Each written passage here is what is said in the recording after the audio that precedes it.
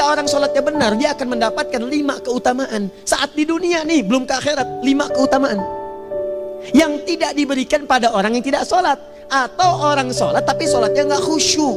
Sebab syarat mendapatkannya khusyuk. Alladzina hum fi sholatihim khasyi'un.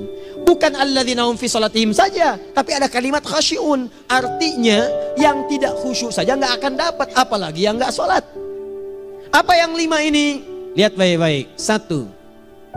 Orang yang sholatnya benar, pertama kali sebelum mendapatkan kebahagiaan hakiki dari Allah Subhanahu wa Ta'ala, akan dirubah dulu perilaku hidupnya menjadi perilaku yang lebih baik. Kalau orang itu sholatnya benar, maka sholat itu akan melatih dia untuk berubah, bertransformasi jadi orang baik. Itu ada di Quran surah ke-29 ayat ke-45. Innas sholata tanha 'anil fahsya'i wal munkar. Sumber keburukan cuma 2, kalau bukan fahsya itu munkar. Maaf, pornografi, porno aksi, LGBT, kata-kata jorok, kotor itu fahsya. Di orang sholat kata Allah, mustahil berkata-kata kotor. Orang sholat tidak akan pernah mencela. Orang sholat tidak punya kata-kata jorok. Jika ada sekarang orang yang sholat senang mencela orang lain, itu berarti ada masalah dalam sholatnya. Dan dia belum dijamin sebagai ahli surga terbaik. Dan hidupnya nggak bahagia. Nggak bahagia. Aneh nih. Sholat tapi senang celah orang. Aneh. Aneh. Yang paling bahaya adalah menikmati celahannya. Itu yang paling aneh.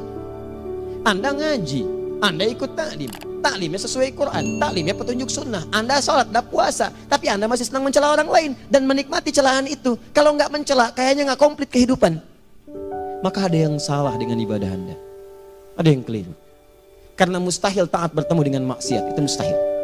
Mungkar, keburukan yang diingkari oleh hati, sumbernya nafsu perut dengan akal. Bohong, mencuri, menipu, membunuh, merampok, membegal, mabuk dan sebagainya. Itu namanya mungkar. Orang sholat gak mungkin mengerjakan mungkar. Jadi kalau sholat kita benar, cukuplah Anda sholat, maka Anda akan jadi orang baik. Makanya kata Nabi, Anda punya anak dari kecil ajarin sholat. Sholat kalau naik jadi balik, kerjakan terus. Kasih pelajaran membuat dia mengerti. Kalau masih susah, berikan pelajaran. Ini sering diterjemahkan dengan memukul. Mukul di Arab beda dengan konteks mukul sekarang. Mukul di Arab tuh ngasih pelajaran supaya ngerti. Anda bisa terjemahkan dengan konteks lain. Uang jajannya tahan, yang kesukaannya simpan dulu. Bisa dengan konteks kekinian. Tapi poinnya, kenapa anak Anda dari kecil ajarin sholat, sampai kenalkan dengan masjid, ajari 3 tahun bawa ke masjid, kenalkan dengan masjid. Gak ada masalah lari-lari itu sebelum waktu sholat. Kenalkan dulu. Dulu orang-orang tuh begitu, sebelum waktunya dikenalkan, jalan, begitu lari, biarin dulu.